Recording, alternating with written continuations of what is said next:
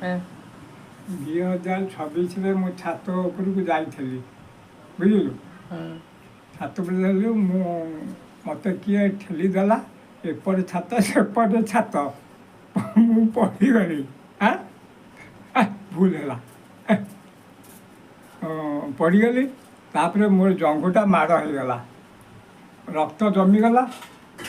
ମୁଁ ସେଇଠି ଜଗନ୍ନାଥକୁ ଡାକିଲି, ମୁଁ କହିଲି ଜଗନ୍ନାଥ ମୁଁ ତୋର ସେବକ, ରାତି 4ଟାରେ ମୋତେ ଉଠେଇ ଦେଉଛ, ମୁଁ ଫୁଲ ତୋଳୁଛି, 8ଟା ବାଜି ଆଗରୁ ମୁଁ ତମର ସେବା ଗାଧୁଆ ଗାଧି ତମର ଯାହା ମୁଁ ସେବା କରିବା କଥା କରୁଛି।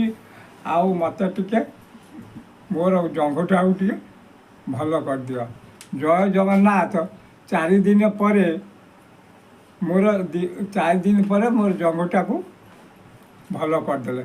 ସେଇଦିନ ଠାରୁ ମୁଁ ତା'ର ସେବକ।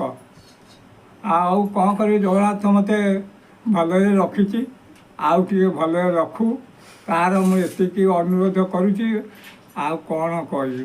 ପ୍ରଦୀପ କୁମାର ଲେଙ୍କା, ନୀଳାମ୍ବରପୁର, ଜିଲ୍ଲା ଯାଜପୁର। ଏତିକି ମୋର କହିବାର। ଜୟ ଜଗନ୍ନାଥ।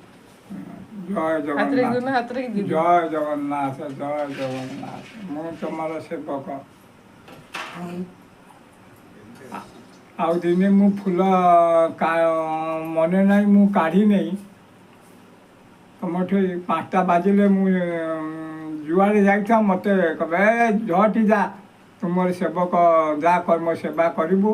ମୁଁ ସେଦିନ ଫୁଲଟା କାଢ଼ି ନଥିଲି, ଆଉ ମନେ ନାହିଁ। ମୁଁ ଶୋଇଛି ରାତିରେ, ମୋତେ କହିଲା ଆଜି କ'ଣ ତମେ କହୁଛ ତମେ ମୋର ସେବକ, ମୋତେ ଫୁଲ କାହିଁ କାଢ଼ିନ ମୋ ମୁଣ୍ଡରୁ। ଆଉ ରାତି 2ଟାରେ ମୋତେ ଆଉ ନିଦ ହେଲା ନାହିଁ। ମୋର ଏତିକି ଅନୁରୋଧ। ଆଉ ମୁଁ ତୁମକୁ କେବେ ଆଉ ତୁମ ପାଖକୁ ଯିବି।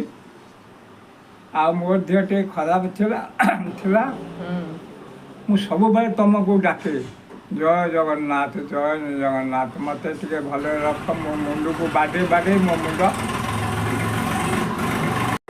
ପୁରା ସେଇଦିନଠୁ ମୋର ମୋ ଝିଅକୁ ପୁରା ଭଲ କରିଦେବି। ମୋର ଏତିକି ଅନୁରୋଧ। ଆଉ କ'ଣ କରିବି, କେବେ ଯିବି ତୁମ ପାଖକୁ, ମୋର ଏତିକି।